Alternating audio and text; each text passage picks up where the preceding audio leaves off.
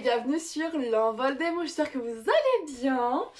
Aujourd'hui, je viens vous parler de mes lectures du mois de novembre. Donc, c'est un avis lecture, mais j'ai décidé de changer le format d'avis lecture. Jusque-là, je vous parlais seulement de 3 livres en avis lecture, mais en fait, je me suis rendu compte jusqu'à présent que en fait à chaque fois je vous présentais des livres que j'avais lus il y a assez longtemps, comme dans mon dernier avis lecture je vous parlais de lecture de septembre ou octobre, donc clairement c'est pour ça que en fait j'ai décidé de changer le format parce que parfois et en plus j'étais en retard et puis voilà. Du coup, je préfère vous parler en fait des livres que j'ai eu durant le mois. C'est un peu comme un bilan, avis lecture, enfin voilà. Voilà, donc ce mois-ci, donc j'ai lu 8 livres, voilà, au mois d'octobre. Non, au mois de novembre. Oui, au mois de novembre, je sais même plus quand je vis, c'est fou, c'est fou. Enfin bref, voilà, donc au mois de novembre, j'ai lu 8 livres. Je vais commencer du coup par Phobos, parce que ça ira très très vite, vu que je ne vais pas vous en reparler en détail là, vu que je vous ai fait 2 vlogs par rapport à ma lecture de Phobos. Donc le vlog numéro 1, c'est Phobos du coup partie 1 qui nous parle du tome 1 et 2. Et la partie 2 de Phobos, enfin du vlog, ça parle du tome 3, 4 et de Phobos Origine. Voilà, donc voilà, ici je vais juste vous dire que j'ai bien aimé Phobos, que j'ai beaucoup apprécié, que j'ai passé un super moment de lecture. Et voilà, c'est tout. Je vous mettrai bien entendu soit dans le petit, soit dans la barre d'infos les 2 vidéos relatives à Phobos, hein, bien entendu. Mais voilà, donc si vous voulez aller les voir, je vous réfère à ces 2 vidéos qui seront soit dans le petit, soit dans la barre d'infos, je verrai ça au montage. Voilà. Ensuite, une fois que j'ai fini la saga Phobos, j'ai enchaîné avec un thriller qui est donc Vous n'aurez pas mon âme de de Valérie François, voilà, dans le bon ordre, ça ira mieux. De Valérie François, donc que j'ai eu en e-book parce que c'est l'autrice qui m'a proposé de le recevoir suite à ma lecture de Les jours où je suis née, voilà, que j'avais beaucoup apprécié, un gros coup de cœur pour ma part pour ce premier pour ce premier livre, et donc ce second livre que j'ai donc reçu en e-book, donc Vous n'aurez pas mon âme, un thriller, mais vraiment un bon thriller quoi. J'ai trop aimé, vraiment, si vous avez vu ma chronique sur Instagram, vous avez vu que j'ai beaucoup apprécié cette histoire. Que dans cette histoire, nous suivons Stéphane, oui c'est ça, Stéphane, qui est une jeune femme qui a vécu des choses pas faciles dans sa vie, vraiment. Et là, durant une enquête, beaucoup de souvenirs vont revenir à elle, des souvenirs qu'elle aurait préféré oublier, bien entendu, mais qui vont fortement revenir à elle, et surtout un inconnu qui a survécu à quelque chose de terrible. Il est devenu amnésique, voilà. Et puis ensuite, il disparaît.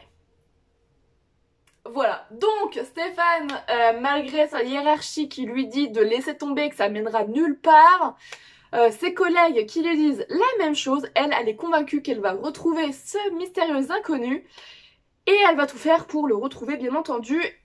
Mais où est-ce que cela va la mener? Voilà, c'est un thriller quand même, c'est pareil, un peu glauque malgré tout, parce que bon voilà. Ça parle de sujets assez... je sais pas si je peux vous en parler sans vous spoiler par contre du sujet, parce que attendez. Ouais non, ça va vous spoiler si je vous parle du sujet du truc. Vous allez un peu comprendre le pourquoi du comment, donc... Enfin, quoique. Peut-être pas, mais bon, je préfère pas quand même vous trop vous en dire, voilà. En tout cas, c'est un très bon thriller. Voilà, j'ai beaucoup apprécié. Ça se lit à une vitesse d'enfer. Quand on est plongé dans l'histoire, vraiment, c'est hyper fluide. Vous avez juste à vous laisser porter par l'histoire et aller jusqu'au bout. Voilà, tout simplement, ça se lit vraiment très bien. C'est un super thriller. Voilà, donc je vous le recommande fortement si jamais vous aimez les thrillers un peu glauques, parce que bon, quand même. Mais voilà. Vous pouvez foncer les yeux fermés, vous ne serez pas déçus et vous ne vous ennuierez pas. Vraiment, moi je ne me suis pas ennuyée du tout. Donc voilà. Ensuite, après ce fameux thriller, je me suis penchée sur un truc qui, je me suis dit, ouais, va être peut-être un peu plus léger. Enfin, entre guillemets, plus léger, parce que vous allez voir, le thème, donc, c'est Ce qui fait battre nos cœurs, de Florence Hinkel. Ici, c'est les éditions Syros, voilà. Oui, par contre, pour Vous n'aurez pas mon âme, c'est de l'auto-édition. Voilà, j'ai oublié de préciser. Donc du coup, Ce qui fait battre nos cœurs de Florence Hinkel. Alors ici, nous sommes en 2030. Et en 2030, un marché, donc la société organique, qui est le seul marché en 2030 à Paris d'organes artificiels. Voilà, je cherchais le terme. Donc ici, nous avons des organes artificiels. Voilà, mais il y a un hic, c'est que les organes artificiels de bonne qualité, eh ben, sont vendus seulement à des personnes qui en ont les moyens. Voilà, donc des personnes quand même assez riches. Sachant que les cœurs bas de gamme, enfin les organes bas de gamme, parce que oui, bon, on parle de cœur aussi dans cette histoire, c'est pour ça, mais les organes artificiels bas de gamme, eux, eh ben, sont fournis à des gens qui n'ont pas les moyens d'avoir des organes de meilleure qualité, tout simplement. Les organes bas de gamme, faut savoir que, on appelle ça des organes sécu, voilà, qui sont, si je me souviens bien, pris en charge, mais c'est des organes bas de gamme et en plus qui ont souvent déjà servi en fait. Voilà. Donc, je peux vous dire que c'est pas très sécuritaire justement. Voilà, enfin bref. Donc sinon ici nous suivons Esteban. Esteban qui a une petite sœur. Alors je sais pas quel âge elle a, je sais plus. Je crois qu'elle doit avoir à peu près 8 ans. Un truc comme ça, enfin bref. Esteban a une petite sœur qui vit avec un cœur artificiel bas de gamme parce que bah sa famille n'a pas les moyens d'avoir un cœur artificiel de bonne qualité. Donc elle vit avec un cœur bas de gamme. Et du coup, les jours de sa petite sœur sont comptés, sachant que elle fait de plus en plus de crises à cause de ce cœur bas de gamme, justement. Et en fait, Esteban va vraiment tout tenter pour que sa sœur ait enfin un cœur haut de gamme. Voilà. Un cœur de bonne qualité pour qu'elle puisse vivre, sachant que c'est une petite fille. Elle a toute la vie devant elle, mais à cause de cette réglementation, eh bien, jusqu'à là, elle n'a pas eu le droit à un cœur artificiel haut de gamme. Voilà. Donc, Esteban étant désespéré, sa solution, c'est de kidnapper deux personnes célèbres pour faire pression sur le gouvernement et peut-être sauver sa petite sœur. Voilà. Donc, il va kidnapper Leila, qui est une jeune fille artificielle à 96%, voilà. Parce que Leila a une maladie, voilà, et ses parents ont les moyens de payer, du coup, ils peuvent se payer certains organes, même si, bon, vous verrez dans l'histoire que c'est pas non plus tout rose malgré tout. Et il kidnappe aussi Noah. Noah qui, lui, est le riche héritier d'Organique, puisque c'est le fils du directeur d'Organique, tout simplement. Voilà. Donc Esteban s'est dit, je vais réussir à faire pression et à sauver la petite sœur. Voilà. Sauf que les choses ne vont pas forcément se passer comme prévu. Les trois jeunes gens vont se découvrir certains points communs, tout ça, durant ce kidnapping, voilà. Enfin, vous verrez bien dans l'histoire, mais en tout cas, c'est une histoire un peu loufoque quand même, mais j'ai envie de dire, c'est une histoire en fait aussi qui fait vraiment réfléchir sur la bioéthique, sur le transhumanisme, sur des sujets comme ça, l'éthique, tout ça. Vraiment, c'est un très bon livre. J'ai trouvé vraiment un très bon livre, bien écrit, bien fait, c'est bien tourné. Et alors, parce qu'au départ, en fait, moi, je m'attendais vraiment à une histoire vraiment basée sur Esteban, sa petite sœur, et puis les deux kidnappés. Mais alors, pas du tout. Enfin, si, c'est dedans, hein, vous rassurez-vous. Mais il y a aussi d'autres sujets abordés dans cette histoire qui sont vraiment très très intéressants. Et voilà, avec d'autres personnages, tout ça, franchement, c'est un livre très intéressant qui fait réfléchir aussi sur la société. Parce que oui, parfois, la société fait des progrès en médecine, donc comme là par exemple, ils ont fait un sacré progrès en médecine, puisque ils peuvent sauver des gens grâce à des organes artificiels malgré tout, donc c'est quand même une très très grande avancée. Mais à quel prix est cette avancée? Voilà. Donc on se pose la question de est-ce que c'est bien? Est-ce que c'est pas bien? Est-ce qu'il faudrait plus de réglementation? Parce que vous verrez dans l'histoire, il y a des gens qui, entre guillemets, en abusent. On va dire ça comme ça. On va dire ça comme ça, parce que j'ai pas trop envie non plus de vous spoiler certaines choses, mais voilà. Donc, est-ce que c'est bien? Est-ce que c'est pas bien? Est-ce qu'il faudrait plus réglementer tout ça? Comment faire? Voilà. Et jusqu'où on peut aller, en fait. Voilà, c'est aussi ça le truc, c'est jusqu'où on peut aller pour faire progresser la médecine. Voilà, c'est assez... une histoire assez, comment dire...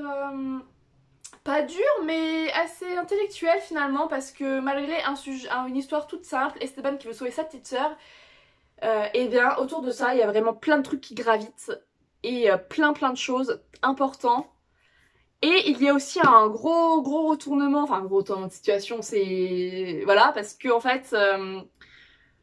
pendant toute l'histoire, si vous lisez cette histoire, dites-vous bien que certaines choses ne sont pas forcément ce que vous croyez en fait, voilà.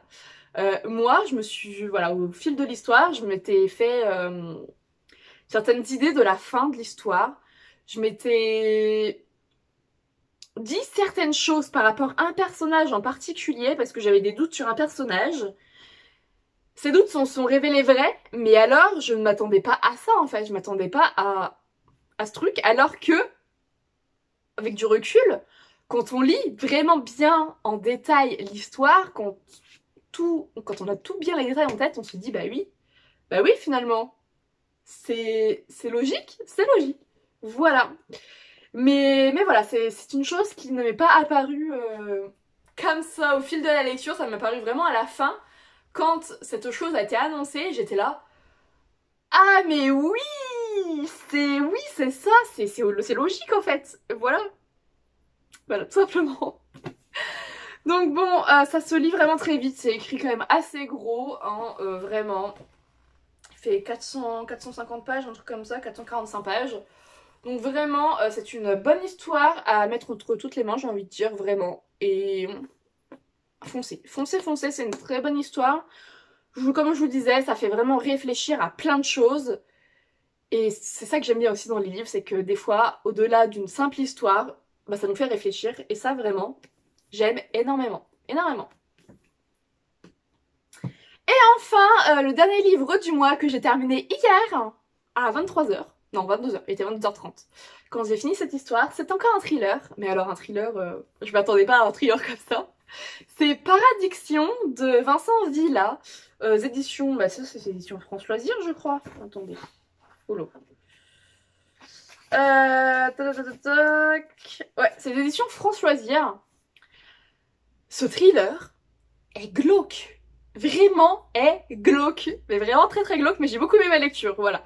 Alors déjà pour commencer, je vais vous raconter de quoi ça parle, peut-être quand même. Alors Paradiction, c'est l'histoire de Nathan. Nathan qui était un brillant étudiant à Sciences Po, s'est fait incarcérer pour trafic de stupéfiants. Voilà. Et quand il a été libéré de prison, il a disparu. Voilà. Il a disparu comme ça. Il a été libéré de prison, pouf, disparu. On ne l'a plus jamais revu. Que s'est-il passé? On ne sait pas, mais en tout cas, nous suivons donc Christopher et Amandine, qui sont les parents de Nathan. Christopher est un journaliste qui a qu'une idée en tête, se venger du coupable. Enfin, pour lui, il sait que le coupable, c'est un politicien nommé Michael Born. Oui, ça se dit comme ça. Michael Born, voilà, pour lui, c'est lui le coupable. qui est aussi évidemment le père de l'ex-petite amie de Nathan. Donc, pour Christopher, tout est lié. Tout est lié, c'est... Voilà, il a piégé son fils pour l'atteindre lui. Voilà. Parce que vous les verrez le pourquoi du comment dans l'histoire, bien entendu. Pour lui, c'est ça. Après, nous suivons donc Amandine. Amandine qui, elle, est très très touchée par la disparition de Nathan. Bon, Christopher aussi est très touché par sa disparition. Mais étant donné que lui, il veut absolument se venger, il pense qu'absolument qu'à sa vengeance, il pense qu'en se vengeant, il ira mieux. Voilà. Donc Amandine, elle, est très affectée par, du coup, la disparition de Nathan aussi. Mais elle, du coup, pour s'occuper l'esprit, eh ben, elle s'est engagée dans une association aux aides aux sans-abri. Donc, l'association, c'est Soutien. Est-ce qu'on en dit plus ici? Non, on n'en dit pas plus, donc je vais pas vous spoiler ce que fait cette association, donc précisément. Mais voilà, et en étant dans cette association, elle se dit qu'elle va pouvoir peut-être retrouver son fils. Voilà. Elle veut à tout prix retrouver son fils. Christopher veut se venger. Les deux vont mener leur enquête sans rien se dire l'un à l'autre. On voit ce couple devenir des étrangers au fil des pages. C'est quelque chose d'hallucinant.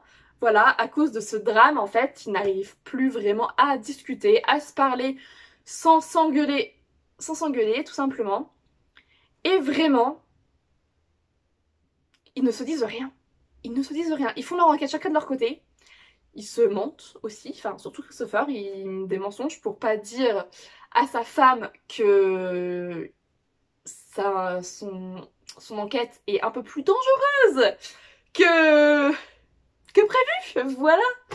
Donc voilà, où est-ce que ça va les mener? On ne sait pas vraiment. Pour savoir, il faut que vous lisiez vraiment, mais c'est une histoire glauque. Dans cette histoire, nous avons donc Amandine et Christopher qui vont suivre l'enquête. Nous avons aussi leur ami policier, voilà, qui va faire une enquête par rapport à quelque chose qui, en soi, n'a pas de rapport. Voilà, mais voilà. Et après, il y a aussi un autre personnage qui va faire une enquête aussi sur un autre sujet, enfin sur quelque chose d'autre. Voilà. Donc il y a 3 intrigues dans cette histoire, 3-4 intrigues dans cette histoire qui sont vraiment bien menées. On ne sait pas comment ça va se terminer. Franchement, on ne sait pas. On ne sait pas ce qui va se passer, on ne sait pas ce qui se trame. Et plus on avance dans les pages, plus on voit se dessiner la trame de l'histoire. On vient vers le glauque, de plus en plus glauque. Et alors, j'étais là, waouh, vraiment, c'est tellement bien mené, c'est bien écrit, je trouve. Voilà. Et ça colle, tout colle en fait, ça colle parfaitement.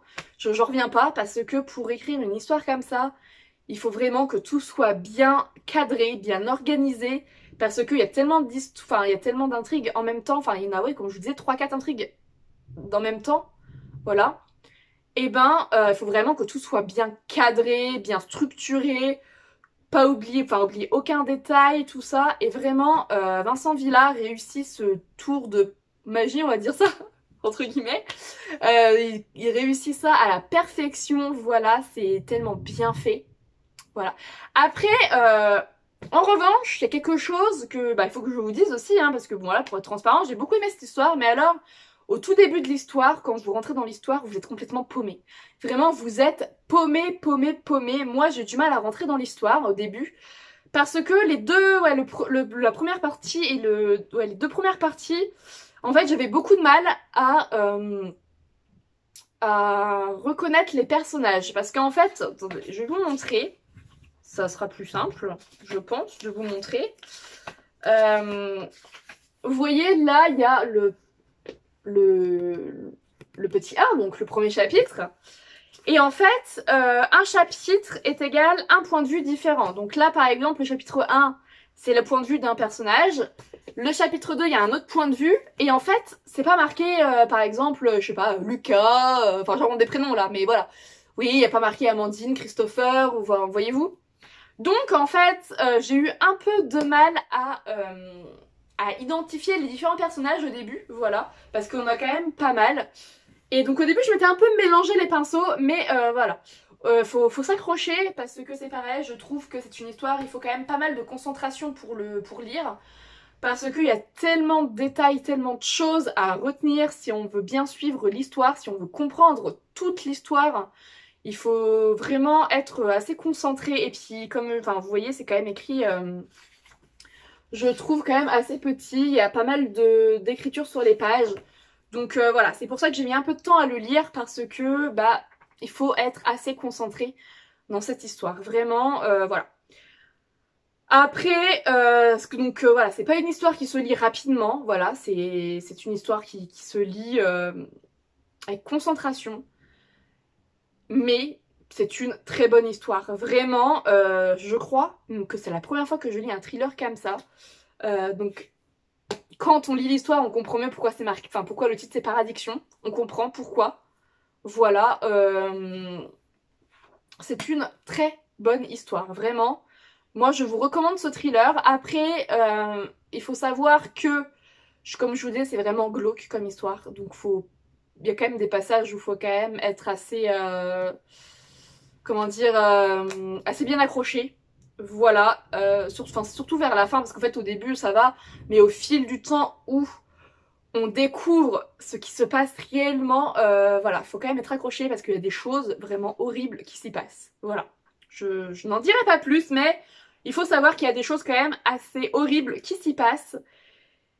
Et voilà, donc moi vraiment, si je devais mettre des mots-clés sur cette histoire, je dirais manipulation, voilà. Comment dire, bah, que c'est horrible, tout simplement. Et voilà, voilà, c'est... Et surtout, il faut pas associer aux apparences non plus dans cette histoire. Il faut pas associer aux apparences. Parce que là, à la fin, je me suis fait surprendre vraiment par quelque chose. J'étais là. Oh non, c'est pas vrai. Non. Eh ben si. Si, c'est voilà. Donc vraiment, voilà, ne vous y fiez pas aux apparences. Si vous voyez cette histoire, ne vous fiez pas aux apparences. Voilà. Donc voilà pour ce mois de novembre. Donc j'ai lu 8 livres. Donc là, bah, évidemment, je vous en ai parlé que de 3, hein, parce que, bah, étant donné que je vous ai déjà parlé de Phobos, voilà. Mais ça fait pas mal de pages, hein, tout ça malgré tout, hein, parce que déjà Paradiction il fait quand même 500 pages passées, plus tous les tomes de Phobos. Enfin bref, j'ai quand même eu un bon mois de novembre côté lecture, avec de très bonnes lectures à chaque fois, j'ai pas eu de coup de cœur, enfin, à part, à part le... Ah, si j'ai eu un coup de cœur, mais non, c'était pas en novembre que je l'ai lu, les jours où je suis née, c'est en octobre. Oui, non, c'est en octobre, donc oui, non, mois de novembre, j'ai eu aucun coup de cœur. Mais j'ai eu de très bonnes lectures, j'ai pas eu de déception, j'ai pas eu de lecture où j'ai bien aimé sans plus. Non, vraiment, là, j'ai eu de très bonnes lectures et franchement, j'en suis très ravie. C'est... Voilà. Donc, bah écoutez, dites-moi dans les commentaires si vous avez passé de bonnes lectures ce mois de novembre. Si... Voilà, si vous avez eu des déceptions, s'il y a des livres qui vous intéressent. Voilà, si le livre que je vous ai parlé vous intéresse ou quoi, si vous l'avez déjà lu, ce que vous en avez pensé, etc. N'hésitez pas à me dire tout ça dans les commentaires. Je viendrai vous lire avec plaisir et puis vous répondre avec plaisir évidemment. Et puis ben, moi sur ce, je vais vous laisser et je vous souhaite déjà un joyeux mois de décembre.